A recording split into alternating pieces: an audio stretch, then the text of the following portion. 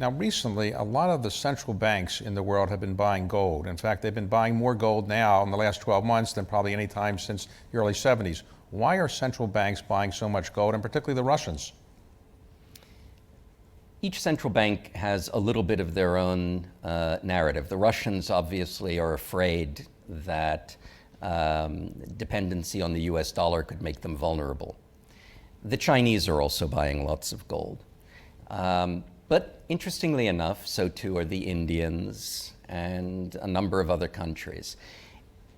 Essentially, what you see by the absence of central bank selling of gold and the purchase by particularly Eastern countries of gold is an understanding that most of what are counted as reserves in these central banks are really ephemeral.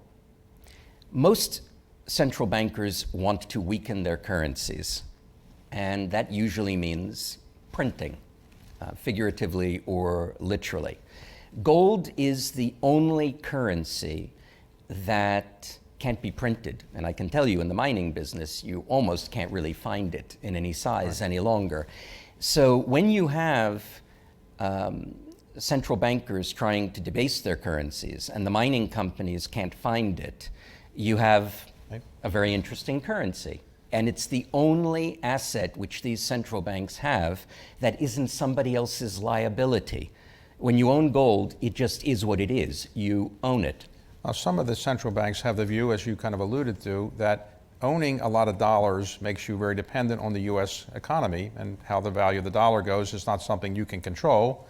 Not that you can control the price of gold, but it's something you can touch and feel, and you know it's more solid, and it gives people comfort. Generally, I think it's right, and I'd like to hear your comment on this, when people are worried about the economy, they're worried about whether there's dislocations occurring in the economy or so forth, they tend to go to gold. Why is that? Why do people feel comforted when they buy gold as opposed to having paper currency? For the simple reason that they know that gold is scarce, and that throughout history, paper has always been debased. So, since the Federal Reserve was established, the value of the dollar has gone from $1 to 7 cents. Gold, on the other hand, has risen in value. So when you look at it, it's not an unreasonable proposition. It's like Ray Dalio made a very good comment, I think, very succinct, rational. He's the head of Bridgewater, very successful hedge fund. And hyper-rational, as he would say.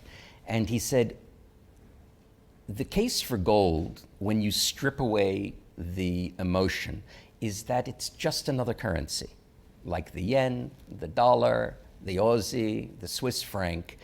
And those who don't understand what gold means either don't understand the history of it or don't understand the markets, and that everyone should just own some gold as you would own any other currency.